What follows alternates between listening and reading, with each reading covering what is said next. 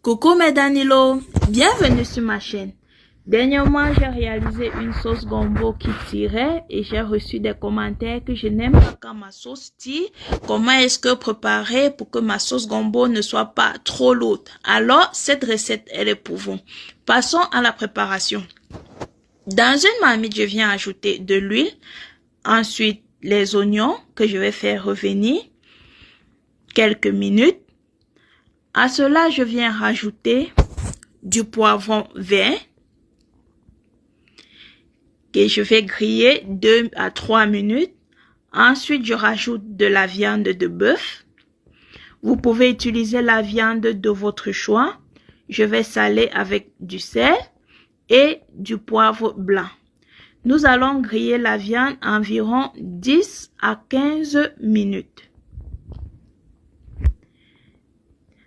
Après avoir grillé la viande, ainsi je viens rajouter du poisson fumé ou du mbunga ou bifaga comme au Cameroun et ça relève le goût de la sauce. À cela, je viens rajouter de la tomate avec oignons découpés, avec oignons écrasés et ail. Je vais laisser cuire jusqu'à ce que la tomate puisse bien sécher avec son eau. Nous allons remuer ainsi. Lorsque l'eau a complètement tari sur la tomate, je vais rajouter de l'eau.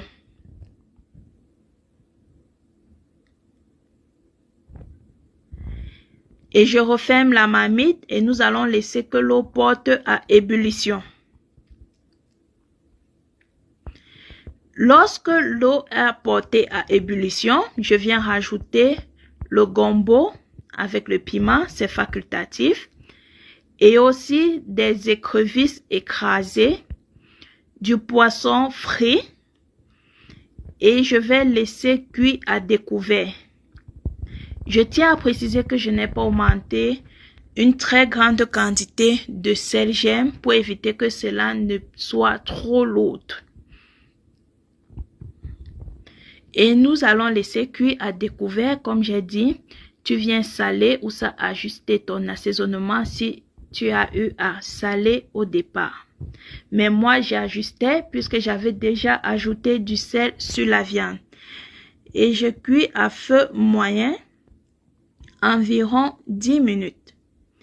Lorsque c'est prêt, j'éteins le feu et je passe à la préparation du couscous.